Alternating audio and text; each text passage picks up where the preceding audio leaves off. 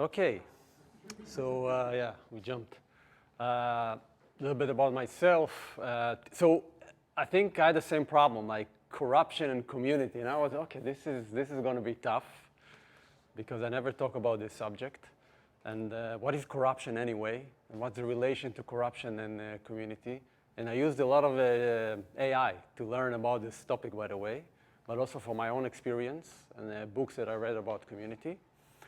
And I'm going to, a little bit in the end, if we have time, talk about blockchain, how blockchain can impact corruption and community. There is a relation between the three. So yeah, this is my family. This is a few days ago, I think, so it's pretty Ella is celebrating 3 today. So we woke up this morning and she was like, ah! It was really nice. 41, 3 kids, 1 wife, 1 kid, 1 mortgage. So the whole package, you can say. Living in Amsterdam for the last 7 years, originally from Israel. Been involved in tech in the last 18 years. In the last 4 years, platform design. So how do you bring people together to collaborate? Either it's Uber, it's kind of a collaboration, or community. The principles are the same, by the way. Most of the principles. My passion came from my own story in Israel. When I was born in the 80s, community wasn't a thing, it just was reality. So you wake up in the morning, you want to buy some bread.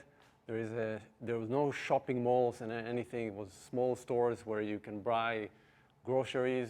You enter, you grab something, and you say to the guy, just write it down. That's it. So there was a lot of trust between people. And in the end of the month, you will come and pay, and if you don't have money, okay, next month, it's fine. So this is where I grew up, really. It wasn't a small place, around 50,000 people. But back in the days, we didn't have smartphone, we didn't have Netflix. If you want to do something, you go outside. I remember my first computer, we were still playing, but it wasn't that much big a thing. So community was a necessity.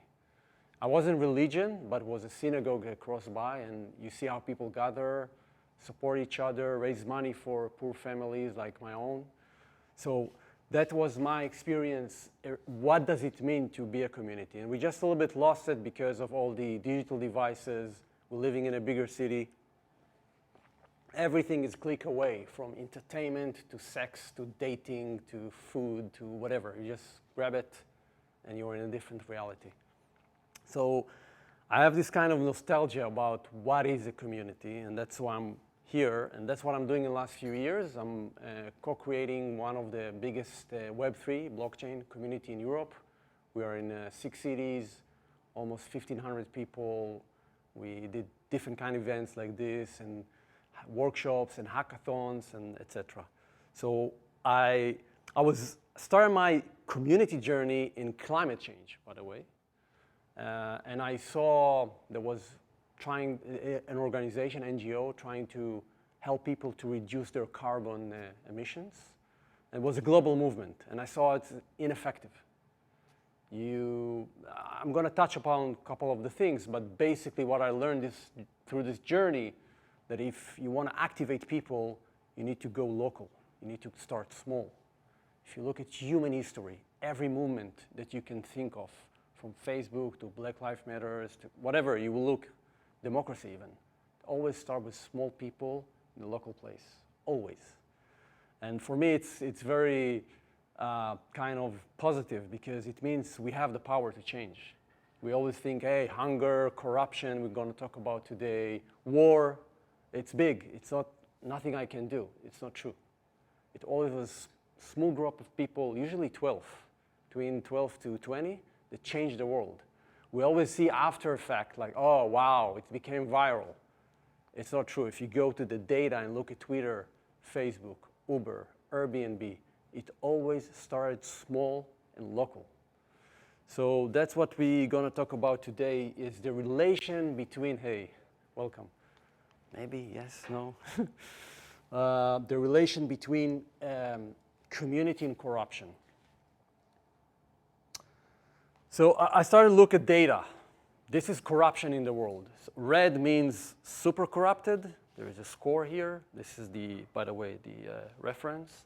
And more the yellowish is less corrupted. So of course the Nordic, and I think we're also lucky, the Netherlands. But if you think about it, most of the world, yeah, like probably, I don't know, like 70% living in a corrupted environment, right? And here in Amsterdam or Utrecht or whatever, I'm coming from Amsterdam or the Netherlands, we don't really feel it. So I think that's why for some people, maybe there are a lot of audience today because, corruption, what is corruption? It's like, it's boring, right? I will prove you the opposite. Corruption has a huge impact on our society, on humanity. So that's just okay, this is, I didn't notice it. Yeah, it's weird. Anyway, so just think about it, the global picture. And even if you look at the EU and you say, hey, EU is great and you know, we're doing fine, I don't really care, or I don't notice anything, it's not true. It's kind of a decaying if you look at it because we're not improving enough over time. So this is like snapshot, right? Boom, that's what's happening today. But if you look like 10 years ago, 20 years ago, basically the more democratic part of the world is not getting better, right? So it's not worse, but it's also not getting better. Anyway, what is corruption? I want to hear you. What do you think? What is your definition? When you think about corruption, what pops into your mind? Money. Okay. What else? Greed.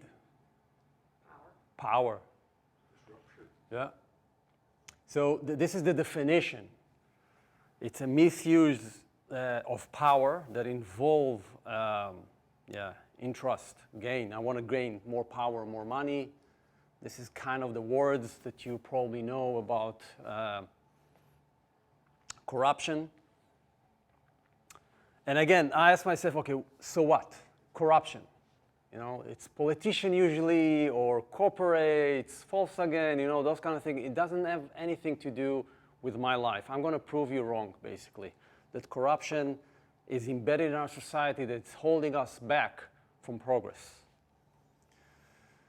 From climate change, yeah, plastic pollution, war in Ukraine and Russia and other places in the world, even politics, polarization, decline of wildlife. I don't know if you know the numbers, but 70% from the 70s, we have less wildlife, from mammals to insects. Some countries in Europe, even 90% decrease. And if you think about it, I started to look what are the outcomes of corruption, because it's really hard to nail it. Like, what is this? And the relations are not clear. It's not like because somebody is corrupted, you have a plastic in the ocean. Right? It's really hard to draw those conclusions. So I start to ask AI, what is this? And this is from research, right? This is from research. Economic damage, social inequality, political instability, public service, environmental damage, public health risks, reduced public trust, violation of human rights, organized crime, and decreased foreign aid. Even if you go a step further, the World Bank claims that countries with a higher level of corruption are more likely to experience civil war. And again, because of the problem of the relation, we are living in a world that we have hard to pinpoint what causing what, right? And I'm going to talk about it a bit. But in the end, when there is a corruption, there is struggle, blocks to collaborate, to bring peace. So we have this kind of tendency, okay, let's fix it, right? Somebody's hungry, let's send money. There is a war, let's send tanks. There is corruption, let's make laws. But it's rarely working. Maybe I will talk about it later. And I want to explain why. So we taught in university, in schools, that A leads to B, basically, right? If you give people money, they will be more educated, maybe less crime. But if you look outside, I'll give you one example. I think it was, yeah, one of the best in the EU gave money to some kind of an island in the Caribbean. They had like a problem with rats. So say, okay, let's kill all the rats. What's the problem? Like, give them the pesticides, what they need. They will have a better life. But what you saw, the minute you impact the rats, you start impacting the whole ecosystem around it. So food and predators and other ecosystem, and people start to starve. And the problem is that A doesn't lead to B, because the rats have kind of relation to other creatures and other ecosystems. So if you try to fix corruption, it's everywhere. It's not something you can just buy people or legislation. It's really, really hard. It's relationship between entities. This is called science of complexity. I don't know if you ever heard about this kind of term. But the point is, A doesn't lead to B. It's a relation of entities and agent collaborating together. You can think about your body, right? Drugs. You take a drug, not necessarily it's going to work. Why? Because it's a lot of interconnection between information and entities inside your body. It's very complicated. That's why science sometimes having a hard time to explain phenomena. You probably heard about the butterfly effect, right? It's the same idea. So a butterfly can make a butterfly in the ocean can make a tornado in Africa. Why? Because of the relation between things are not linear. They are non-linear. And corruption has the same kind of phenomena. So if you look at this, I start to ask myself, okay, what is the enablers? Because corruption is like a soil. Okay? If you have the right kind of environment, corruption will thrive. But it does not necessarily mean that weak legal regulatory frameworks causing corruption. But if you give the right environment, lack of transparency, concentration of power, political instability, that increase the probability of corruption. So my point is, you cannot kill it. Okay? It's not something you can fix. That's the problem, because there is a relation between the government, politicians, culture, language, history, what's happening around you. And Israel is a great example, trying to sustain a democracy in a place that everybody around you doesn't care about democracy. And there is an influence. Not because Israel doesn't want to, right? It's a great example. So the point is, you have different kind of enablers or things that are blocking corruption. And when I look at it, my next question was, okay, what is the relation of community? How community, if, can disable corruption or decrease the probability for corruption? And I want to emphasize it again, it's not about corruption. Corruption is just a symptom. What we see in the world, the climate change or crisis, instability in some countries, war, the effect is underneath is corruption, which is the instability of our society. So it's pretty huge. That's the point. I want to show you, I hope it's going to play. Okay. 2004, I noticed 3 minutes. downtown, banners that someone had put up.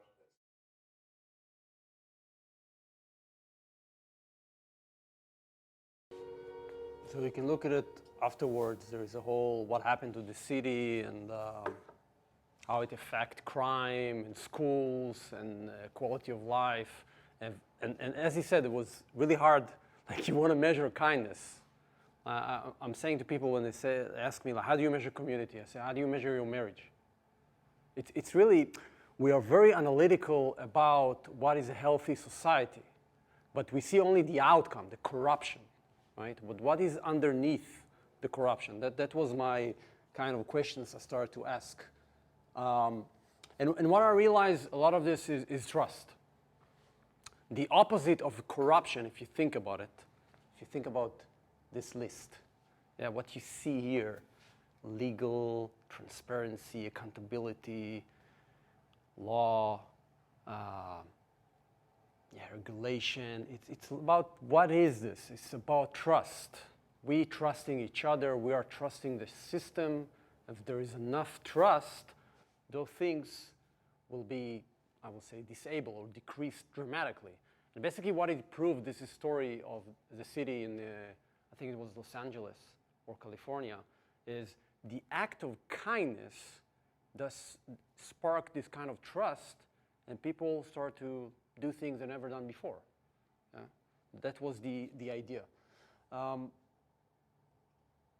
And I want to talk about trust, because it's not like, it seems like very abstract. But if you think at the human mind, okay, this is neuroscience. If you want a reference, I can give you some. What is the main objective of your mind? Is to keep you alive. So basically, it does prediction every minute. Should I eat it? Should I go there? Should I look there? Should I listen?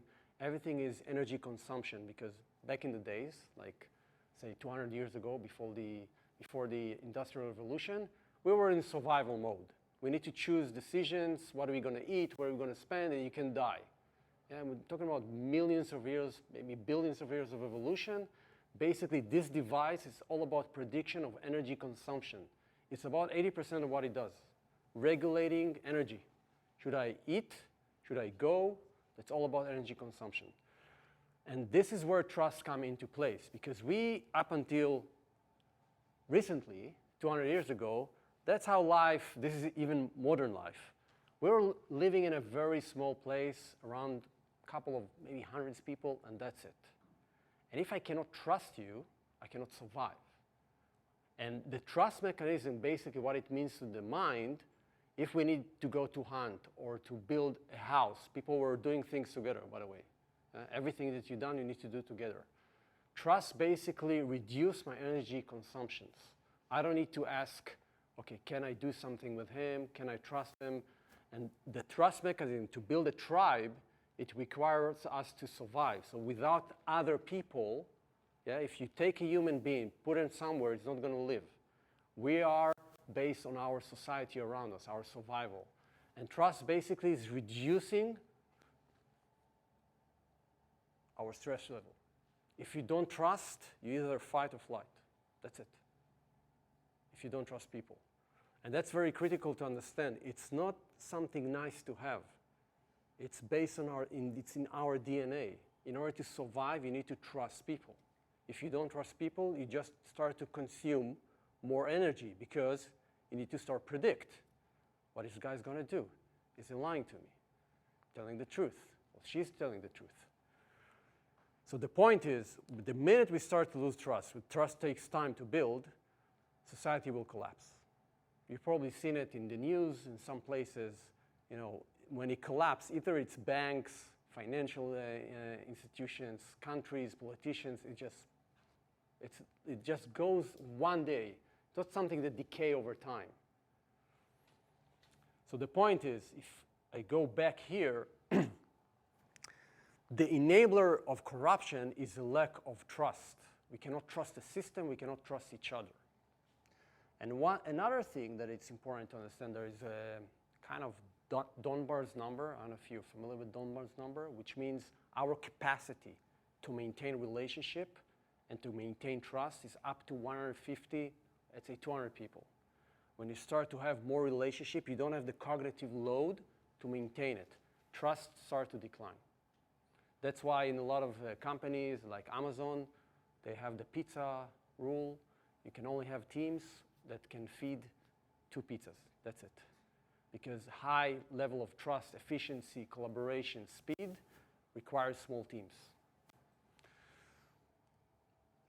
Yeah, but today we live in a very different world. We don't know our neighbors. Back in the days when I was born in the 80s, I knew every neighbor.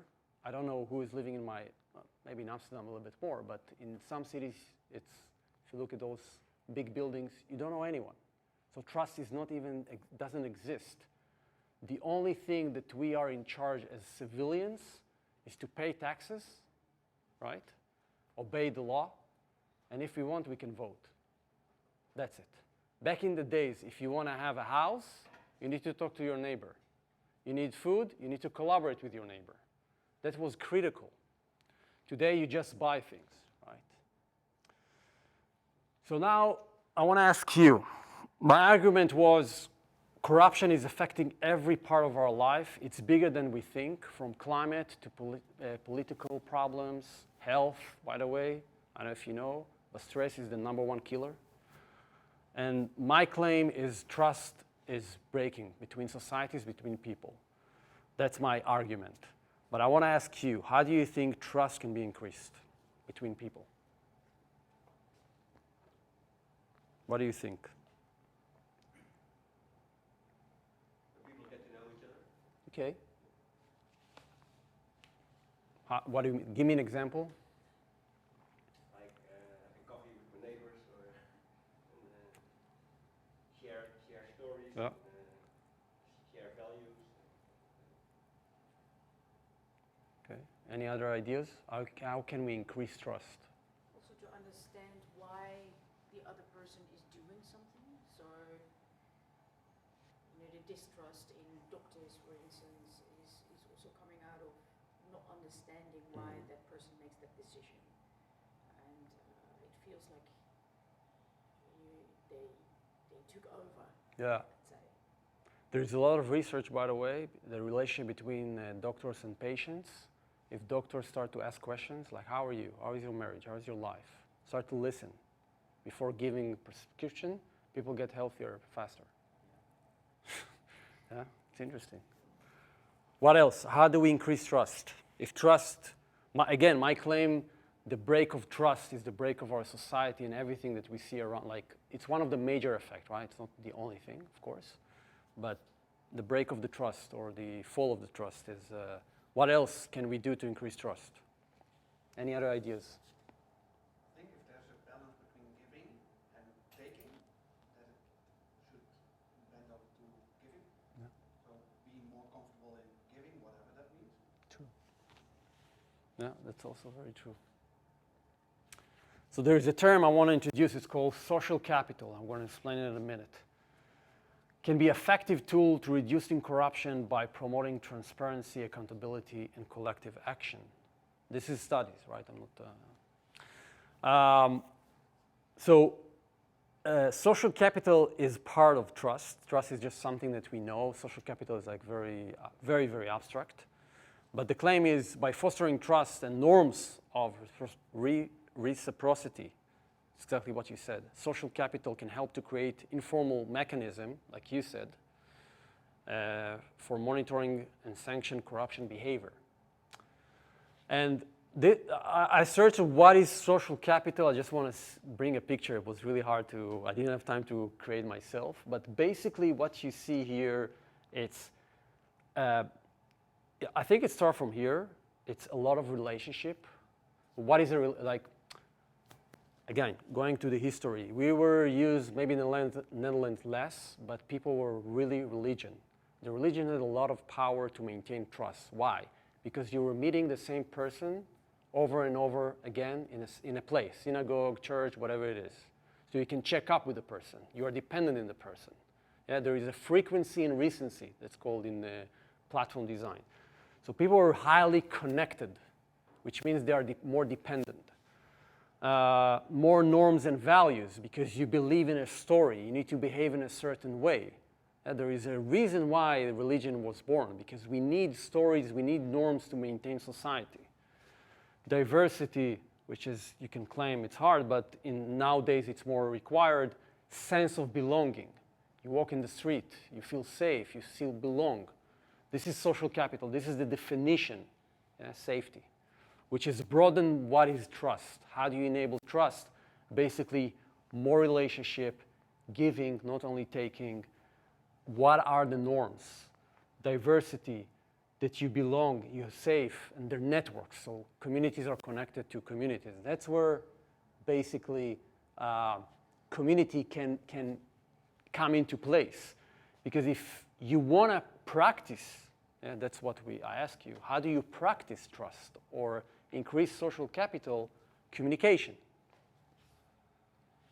consistency, transparency, empathy. It's exactly what you said. And ethics.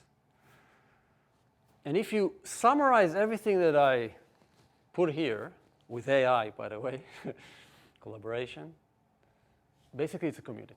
That's a definition. If you go back, that's a definition. What is a community? It's this.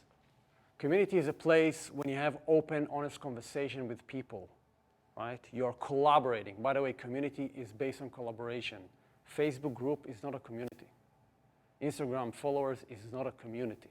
Email list is not a community. The old definition of community, it's for survival. And collaboration, we need collaboration in order to survive. It's about empathy, to understand the other person, which means we need to have an open conversation. Consistency is like how frequent do we meet each other? Yeah, this is consistency, how consistent we are in our behavior. Transparency is another thing. In community, in Israel, we have kibbutz. So back in the days, now it's rarely, it's not really working this kind of, for different reasons, but the transparency is like how do we manage our resources? Money, people, time. We make decision as a kind of a whole. That was a very interesting story. Now we have voting. So I will claim, my claim basically, that if we compress everything, that's the definition of community. And if you look, I'll give you one story. The book, I remember the name, but I will recall soon. A guy, a researcher from university, being hired by a bowling company, okay, bowling. And they ask him, we don't understand. We are losing money, but more people are playing bowling. Well, what's happening here? It's in the US. It was I think in the 90s. So he started research, and what he realized, yeah, more people are playing, but they're staying less time. If they stay less time, they buy less food. Basically, your margin is the food. And he asked himself, why? He realized bowling became a competition back in the days when you didn't have a lot of opportunities. Bowling was the community. People came and stayed for hours. And if they stay for a long time, they start to drink and eat. So he wrote a whole book, how community is being declined in the US, which numbers are the same in the EU. People less practice community. We don't need community. Why? Because we just pull this and we can order everything. We are not religion anymore. We don't share the same kind of story, who we are, where are we going to. And I think now there is a rise in community building. There is more demand. But we need to understand the mechanism behind this. Okay, I already explained what is a community. But maybe for you, like before this talk, like when you think about community, what does it mean for you, a community? So somebody say, hey, I'm a part of a community. Well, what is a community? Anyway, well, what does it mean? Shared values. Okay. Shared belief. Shared belief. Place that feels safe. Are you being part of a community? There is an active community. If you raise your hand, that you consider yourself, I'm part of a community. Can it be a group of friends as well? Yeah. Safe, so yes. Yeah. Okay. So this is the old definition from the books, you can say. What is a community? So basically it's identity, who you are. It's more than being somewhere. The belonging comes from this is my definition of, religion is very close, right? Not necessarily. Community can be a football club, by the way. Culture, like what do we practice, our norms, what do we believe in, right? It's a lot of storytelling if you think about it. It's what you said, coming and sharing stories. And mainly in the past, it was we share the same space, which means we care about the planet. We see the relation between our food and the way we behave, especially in indigenous communities, right? They see complexity in nature. You don't need to explain them what is climate change, why do you need to respect the planet. They understand this back in the days because the relations were direct, right? We don't live in this environment anymore. Yeah, you don't grow your food. You're never gonna say your dolphin that you donate. You're never gonna see him. So the relationship between cause and effect just disappeared. We don't need this. We are buying everything that we need. So again, going back to trust, human brain, who we are as creatures, we were relying on each other for survival. And that changed dramatically. We don't need each other anymore because we can buy. Everything becomes more and more transactional. So communities start to decline.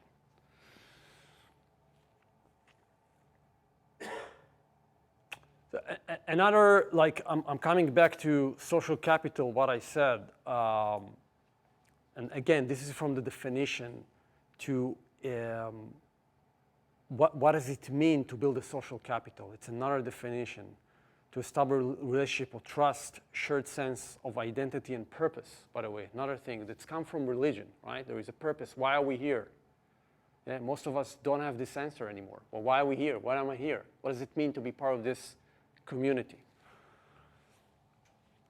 Another way to look at it is a collective belief that we are together, we can change things because we know what it means. We're collaborating, we're working together, we can build stuff. Yeah, back in the days, building a house required a whole community, the whole village. You cannot do it alone.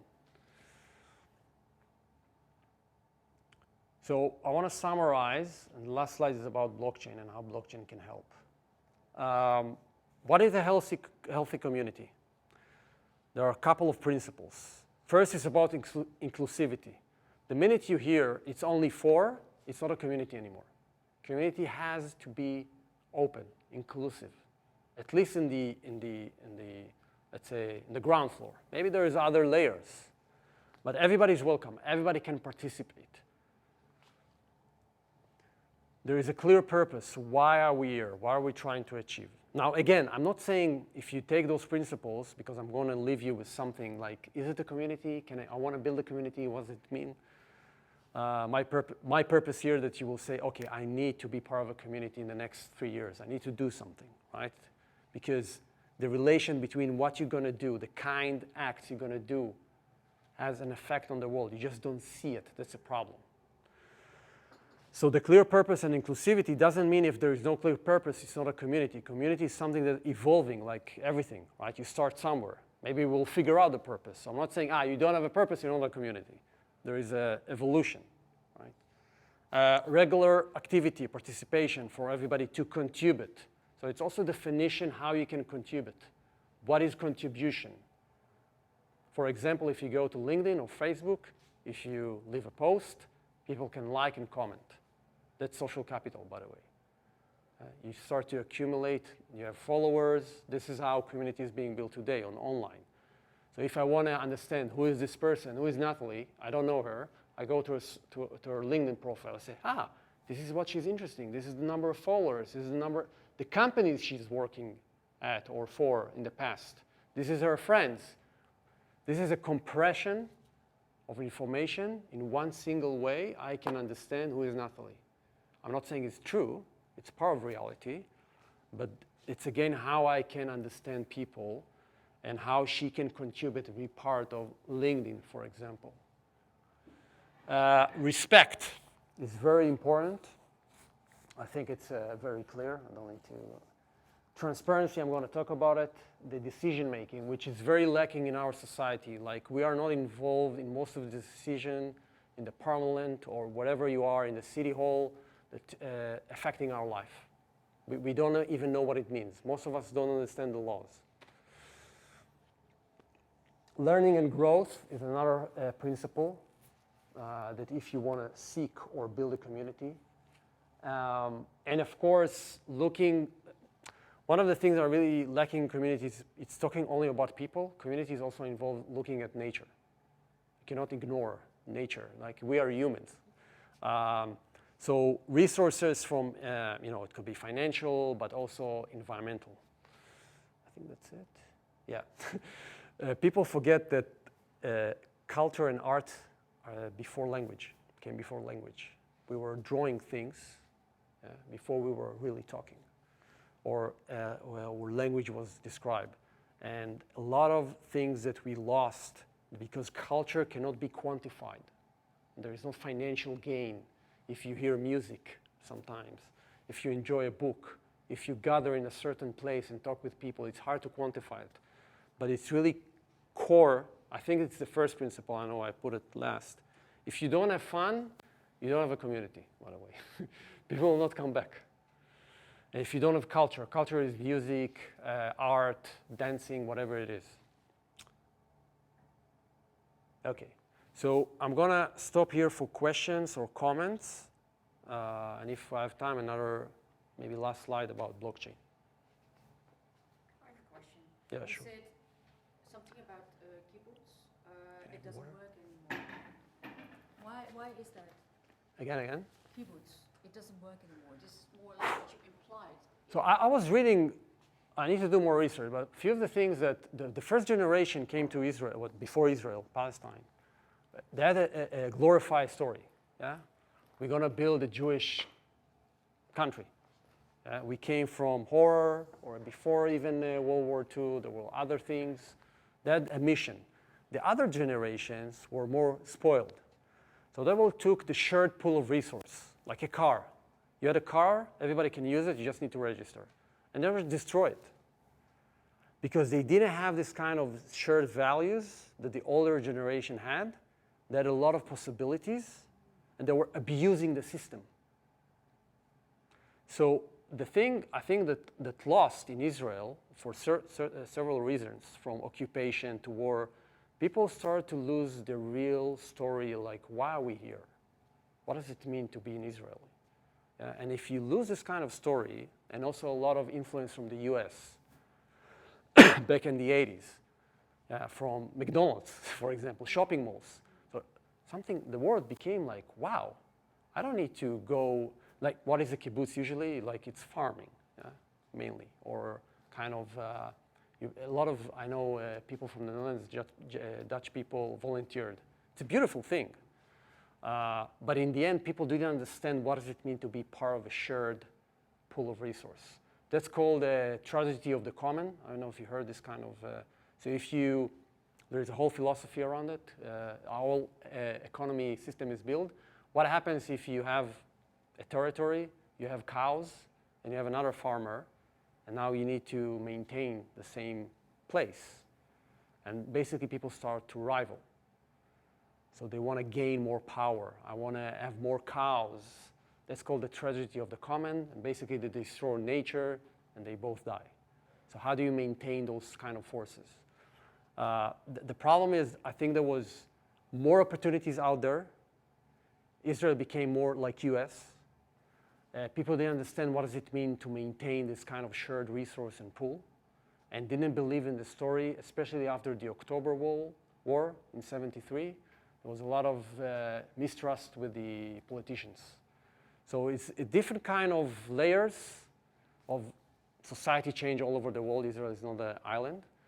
And in the end, they were financially broken. They didn't manage probably their finance. So they were bankrupt. And most of it because young generation, that's the theory that I read, didn't know how to behave in such an environment. They didn't have the story. It's called Tkuma. Let's build Israel. Let's build a Jewish. And it was like, okay, this is fun. I have free car, free food. You know, I don't need to work. I don't need to work. Everybody gets the same salary. Yeah? It's a democracy. It's not like wasn't Russia, but it was everybody's equal. And then you realize, okay, he's working, I'm not working, trust. Okay, also not gonna work. So then the whole thing just collapsed. Again, trust. I think they didn't know how to maintain, they didn't have the philosophy how to maintain it. You said about the communist system, the kolkhoze, it failed tragically the same way because the story behind it didn't check out. Yeah. So isn't that what, well, on the one part you say, if you have possession, it corrupts you. On the other hand, if the story behind it isn't good enough, it corrupts you as well. Yeah. I think, again, it's what blockchain is giving and what maybe was missing there, probably education. Still, the political gain was, it was a story. Behind the scenes, it's still the same system. So it wasn't, the trust was missing again. And there wasn't like an open kind of I would say, accounting book to see what's really happening behind the scenes. Especially in Russia, you can see like ridiculous stories of factories just manufacturing things that nobody's like using or buying, right? In Israel, of course, it's not a whole country, it's just small places.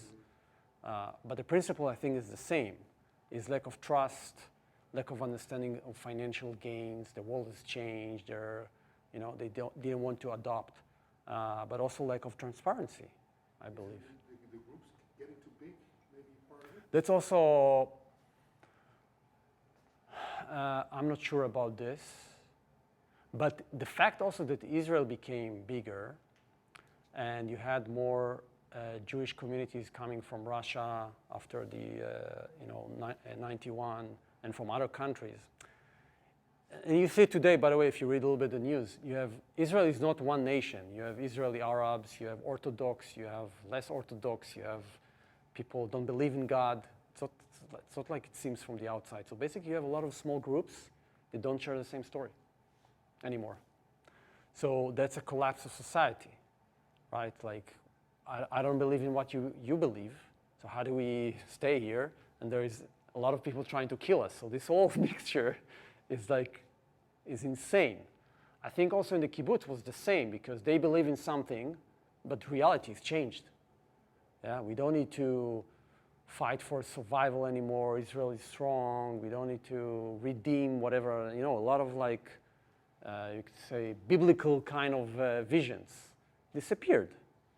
So it's transparency and storytelling that just collapsed in a way. I was listening to you through the eyes of Dr. Evil, and I was like, this is good information. Yeah. If I wanna do bad. Yeah, true. So I was also trying to figure out two things. Dr. Evil, Donald Trump or whatever, corrupt person. If I know that this is necessity or necessary to create trust and community. So you can use it the other way around. Yeah, true. Because in the end, I also ask, can community increase corruption? Of course, because if you say, and Trump is a great example, right? He took an emotional story that people felt, but he articulated this and say, the press is against us. Yeah? Us. There is us. There is them. Polarization, right? They are liars. And also the language. So Hillary Clinton was a crook. That's it. She's a crook. And this kind of language of propaganda, there is a relation between community and propaganda because you need to tell a story that people believe and follow, right? And if you tell the wrong story that is evil, people will not notice because it's part of our instincts. There is even a claim in research that storytelling is part of our DNA. Why? You came out to the world, now we have science, but back then, what's happening? The sun, the rain, okay, we need to tell a story why this is happening. We need to have meaning in life. Without meaning, I don't understand why I'm here. So storytelling is the tool to explain reality.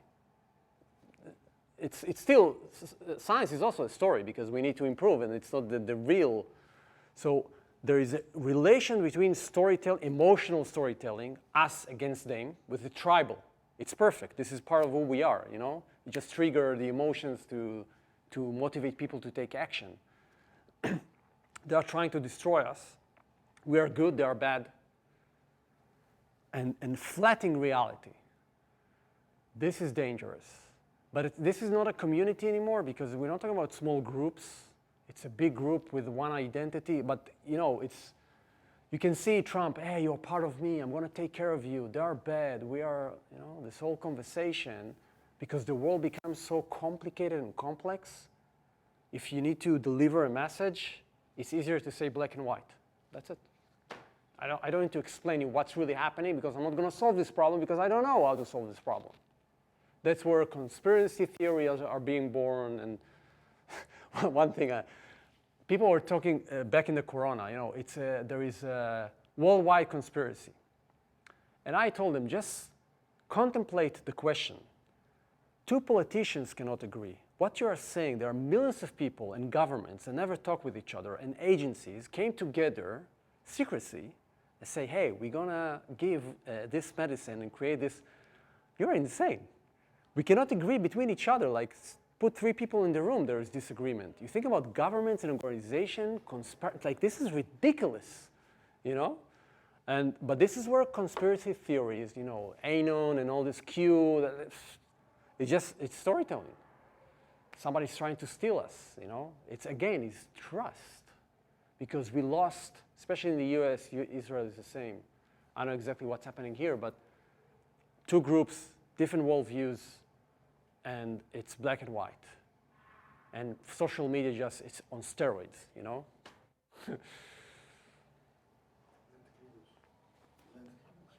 By the way, my point is, my point is, the more we practice kindness, collaboration, storytelling, empathy, the world will change, but it's hard to make it's not causation, right? It's not, if now you go outside and say good morning to somebody, the world will change, even if you do it 10,000 times. Because there is no clear relation between, that's the complexity. And it's easier to say, just pay your taxes, you know? Okay, that I can understand. Or vote. But kindness requires some kind of a belief, who we are. What does it mean to be human? And community is basically the practice of going against corruption. That's what. My claim, you want to change the world, build a community. You want to fight climate change, don't do it. Build a community. Connect to the soil. There is a clear relation, by the way, between the soil and our body, right? Once the soil is corrupted, we are corrupted. There is science behind this. I'm not even. So I think community is critical in those days when the problems are so big and so complex and you don't know what to do. Find 12 people like you and meet regularly and start to collaborate. That's my my religion. And hope your community stays healthy. Yeah, you know, it can die. Like, you know, you have. I mean, a community can corrupt easily. Yeah, true. It's a very fragile organization. It's even more fragile than like corporate. Yeah, well, you talked about religion as creating community, but, well, you know, in the Netherlands, in earlier days, you had, we are Catholic, and they're Protestant. Yeah. You know, so Even it doesn't within the always work the way Yeah. you want. Even within the You get- Protestant community, there were but you're Yes, I know. The Many different groups inside Protestant True. community. Protestant community wasn't really a But it's a survival mechanism. This is me, this is my territory. We are here, you are there, and now we need to, we have to fight. But that was maybe fine when there was, I don't know, 1 billion people in the planet. We can work it out. With 8 going, you know, the impact, if we had more of those kind of relationship, will destroy humanity. There is no, Do we have time for a question? I don't know. yeah, I don't know. So when I look at the blockchain communities that I was working with, there's something funny about it that I always call them the anti-fans. So we have fans and we have anti-fans. And there are people who are constantly in that community, constantly on the ball, etc. And they spend more time in that community than ever. But oftentimes they would be totally negative and trying to sort of, you know, almost if they would blow the community up and wait for the community to, you know, to go against him. Yeah. And then to solve it again. So I've seen these waves over and over again. Can you explain a little bit more about that for me? I think it's part of the identity that it gives. Hate is easier. Yeah, ignoring is easier. Being involved, empathy, conversation. I'll go back. Community is friction. Period. You need to come to an agreement. You need to fight. You need to have other. It's like any relationship. If you ever had more than 3 years relationship, you go to it's inevitable, and it's healthy because this is how you grow. But certain people fighting against this, the community is part of their identity, you know? So it gives them some kind of a power, a story to go against, right? And because it's also easier. It's just easier to fight people, to, you know, click on the keyboard and behind like pixel picture. It gives you some sense of importance, I will say. So it fulfills some kind of intrinsic motivation. Who am I? What I believe in. And if I fight, it just makes it, I think, bigger. Then contributing, you don't know what's going to be the impact. If people are going to listen, you are vulnerable, right? So it requires some courage to build, to participate, to contribute. Maybe people don't like me, but to hate? So I think it's just a hack to build an identity, to fight against something. And right now, Israel is a really hot topic for me. It's really easier to go against, but if you ask those people, what do you propose? I don't know. Like, you know? So again, I think it's polarization. We see what's happening in social media, in every digital arena. It's easier to go against and to fight. And I always ask myself, who leave those comments? Like, you don't have anything else to do? No, but it was actually so dedicated. So as if they would like to blow the community up, that they spend so many hours a day on it. Yeah. And this was, I don't know what it is. It's almost like if they would put the community to the test, see when it would break. And the moment that more people were negative, going, you know, it was, I'm pretty sure it was a he, going with him, then all of a sudden he would sort of turn and become more positive. Because that's where he felt almost like, oh my God, you know, it might break here. That's very weird. That is proud. Yeah. And that's an interesting topic, especially in politicians. Again, I think it's part of people's identity, and sometimes they are being hired, especially in politics. Like, you know, you just Twitter, go against something, you're going to be being paid, just spread fake news, or that's part of it, right? So it would be his occupation. It's like, this is what I do, or just sense of identity, you know? I so disagree with you, and what you're doing is wrong. I'm going to fight you with all my power. And because it's digital, it's very easy. You don't know the guy, right? So it's very easy, you know, it doesn't take any risk. No, I wanted to do an interview with him, and yeah. he declined,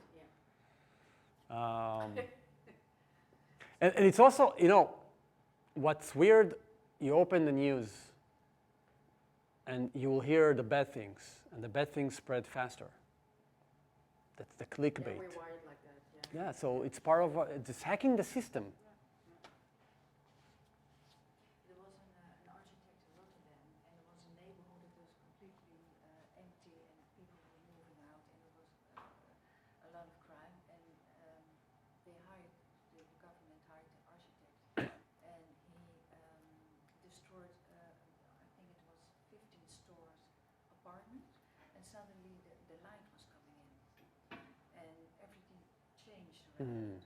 And then he said, you know, we have to bring the middenstand terug, the grocery store, the bakery, but also if we want to make a community here, we have to make it worthwhile to live here. Yeah. So we have to do something about child support.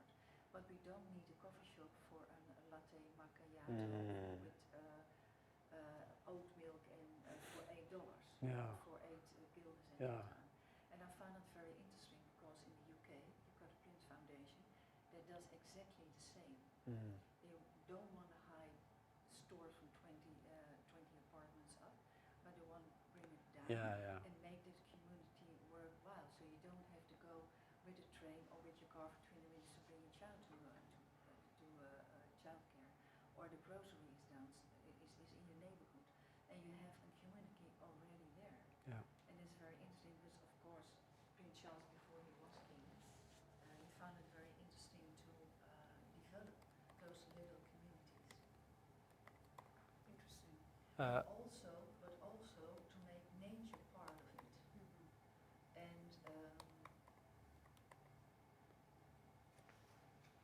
Sorry, have, remind me. in Japan, they will make the manager, they go to the forest bath. And the forest bath is you go into the forest. Because they know that the trees got little, and then it's From just stressing yeah, when yeah. it's going down. Now, I'm a veld designer myself. I work one day in a organic farm on Nederschool. And we got a lot of people in burnout of exhaustion. And then you notice something when they're working with the soil. Yeah, yeah, yeah. Because the soil is teaching you. True, It's teaching you how to live. true. And I don't want to make it very big, No, no, but there is science behind this. but I'm passionate about it. If you are interested in this topic, Christopher Alexander Yeah. is there is a claims there is not science behind this. He was giving government money back in the 60s. He was working in Berkeley, and he claimed this whole theory of how design and space influence who we are in our society. And the relation between it was geometry, like really math. Super interesting. He has like tons of books. Basically, it's pattern design. How do you design patterns of health? That's the idea. How architecture can change light, height. I did a project for the Triodos back in the days, and the Triodos build their offices with what is the word lane? Yeah, and you noticed immediately when you were at the office that it smells different, and the warmth was different. So that is they were way ahead. Yeah. So that's what I said. Community is not just people. It's space, it's soil, it's conversation, it's music, by the way, it's smell. Yeah. So just to broaden the perspective, what is a community? What is a healthy community? And if we live in the city, it's very dense, and we don't have the right air and soil or trees or bees, so we're reducing the probability, I'm not saying it's disabling, for a healthy community. But I started this journey, my dream was 3 years ago to create a co-working space in nature so people can practice those principles without changing their lives. To garden a bit, certain kind of music, farm to table, take a walk around a forest. Because if you do it, the claim is you don't need to change. The environment will change you. Is it okay that we take another 5 minutes and then No, questions with coffee? yeah, sure. Don't want to rush with that. No, it's fine. I'm just fascinating by this. I'm afraid that some people need to go and Yeah, it's fine. No, we don't want to go. Do you need to go? yeah. No, but I don't know. Just don't want to rush. No, if I can talk a little bit about blockchain, maybe blockchain, really briefly.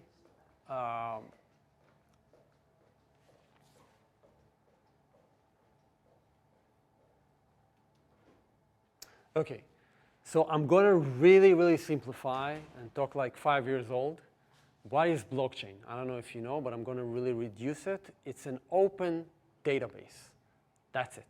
Which means if you have Excel spreadsheet and you're putting data, you are in charge, right? You can make it open, but you can also close it. You are the owner. And what it does, basically it takes the Excel spreadsheet and just put it on public servers. So everybody can have kind of access, like Wikipedia, right? Now, of course, there are certain rules, what you can do, what you cannot do, and how does it operate. But the idea is it's just an open database of transactions and data. Okay? That's it. So there is no owner. Usually if you go, except with Wikipedia, let's say you go to Amazon. Okay? Amazon controls it. If it doesn't like you, it can ban you. In the blockchain world, nobody can do it. There is no gatekeeper. Nobody's a gatekeeper. Okay? That's the idea. If you think, okay, this is interesting, this kind of idea change our lives because 70% of what you use in daily life is based on open source projects. Projects, technology, that basically are open to the public. Everybody can use, everybody can alter. everything that you use, 70%. Yeah? From your mobile device, your car, your microwave, Linux. I don't know if you heard about Linux. So the implication of open property to the public is enormous, right? It's like, it started with the books, I will say. But what means we can store data, we can store transactions, knowledge on a public domain that nobody owns. Okay, that's the, now, what does it enable? Trust. Because the idea of blockchain, once a data, let's say I gave you €5, and it's stored on the blockchain. Sharon gave Marcel €5. Nobody can alter it. So it's very trustworthy. Nobody can change it, nobody can claim it. That's the idea, it's immutable. Okay? So once you have an immutable open database, you can do a lot of cool things. So how does it relate to corruption? First, it gives transparency. Imagine instead of ING holding all our data, you doesn't know where he's investing in, what he's doing with your money, decision making, nothing. Yeah? If you heard about the banks that fell, just collapsed in the last few days, that's exactly kind of the problem that blockchain solves. It gives the data to the public. You don't agree? No, but I think blockchain is a big scam, but you can The blockchain is a scam? Okay.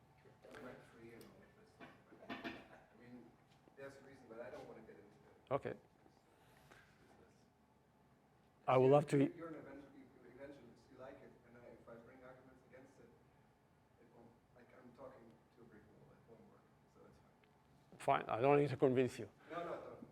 So I'm talking about a principle. I'm not talking about certain projects or certain products. The idea that there is an open database of transactions, you bring more transparency. So people can know exactly where information is flowing and who it belongs to, okay?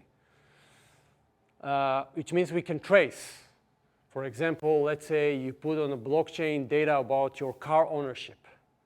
So it means the third person is going to buy this car can trace back who owns the car and what happened to the car. This is real applications, by the way. I don't talk about smart contracts, but basically we can do some kind of, if you think about YouTube, okay? And you watch YouTube, 90% of the revenue goes to Google. In a blockchain application, you can define who gets the royalty and how much, because it's open. It's one application. Verification of digital identity, again, because it's open and verified. Anti-money laundering, same idea. So what blockchain enables, because it's open database and nobody's really in charge and everybody agrees on the data, now we can trace, we can trust each other. I'm not saying it's replacing what I said, just the kind of information flow, mainly money, can be traced. I'm not talking about cryptocurrency, by the way. I'm talking the underlying technology, not Bitcoin. The underlying technology gives us the ability to trace, to be transparent, to be accountable. And it's being used in different corporations, some of the applications you know, like Bitcoin, and et cetera, et cetera. But if we will embed more transparency, more traceability, accountability of information, we will increase the trust in society. That's the idea. So that's what I want to say about blockchain as the principle. Actually, this is a list of principles you mentioned. Another list of This is the capabilities. What happens if you take an open database, and put it on public without a gatekeeper, which means we all agree on the data. Okay? If something happens, it's 100% true, unless somebody can hack it, which can happen in any system in the world. Yeah? But the underlying assumption, we trust the data. You are not in charge. Nobody is in charge. Yeah, that's the idea. Well, I must say this sounds a bit like the Asimov's 3 laws of robotics, which are principles you should follow, but not principles intrinsic in robotics. So what you're saying is this is the way you should use blockchain. But if you don't intend to, you can Yeah, of course. nonsense Of course. blockchain, Of which course. other people might believe. Of course. So, well, It's a tool. It enables trust, but it enables anything. Really. I agree. I agree. So then I'm not you're saying not- this is the solution. But an open database is factional.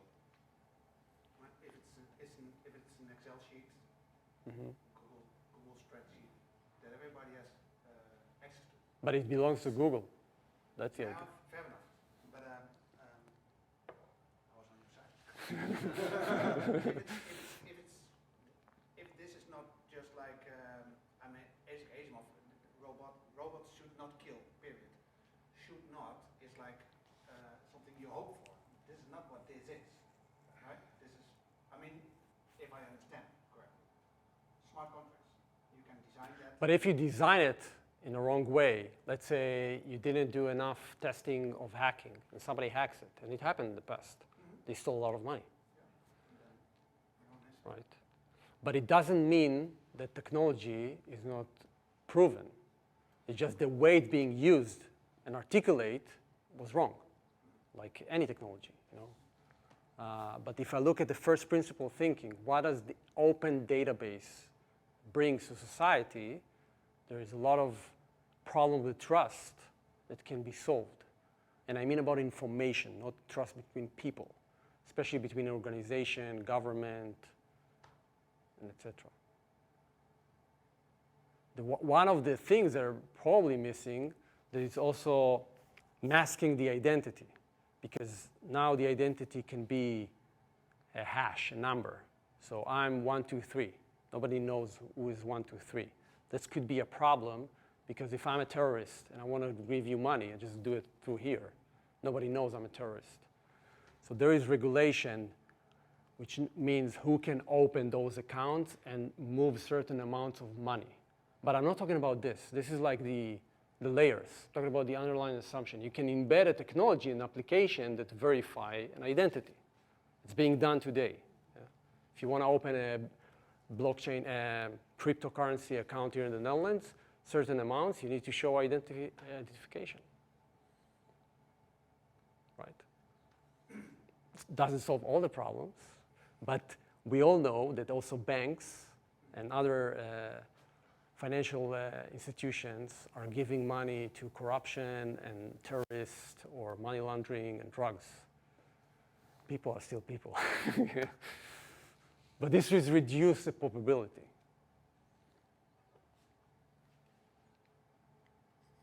Am I right? Look, we have an expert. So. Coming back to your point, of course you can put bollocks on the blockchain and then it's immutable. But other people can also correct you on that same open system. So that's essentially the backbone of Wikipedia, that people constantly correct what is there. So then again, me working in blockchain, I would love to hear, by the way, the criticism there. Super fascinating.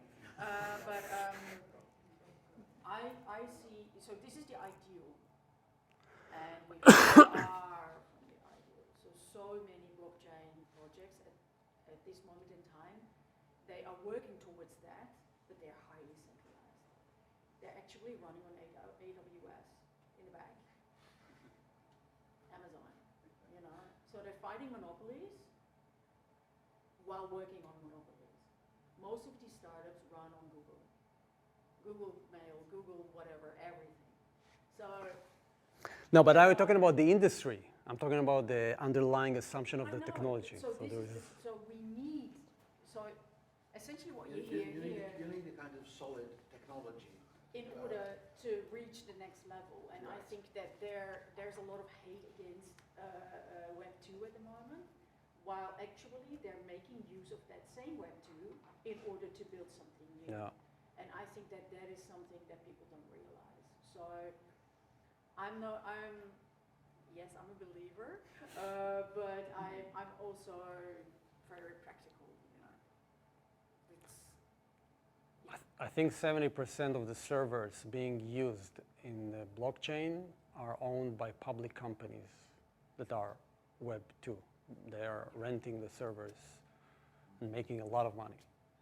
So it's not, the idea was peer-to-peer, right? Yeah, sorry, the idea was peer-to-peer. Yeah. So again, I'm not talking about how it's being implemented. I'm just saying what happens if we take open database that is not owned by a corporation or government and give it to the public. What will happen? That's the idea. Let's continue the discussion Yeah. on coffee and croissant. Thanks a lot. Yeah.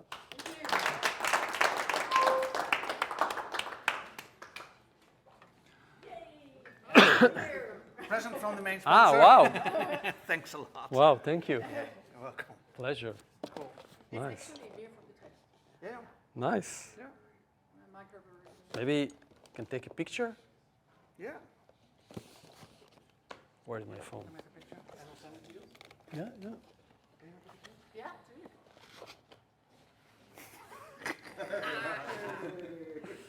Kindness. Yeah, absolutely. Perfect.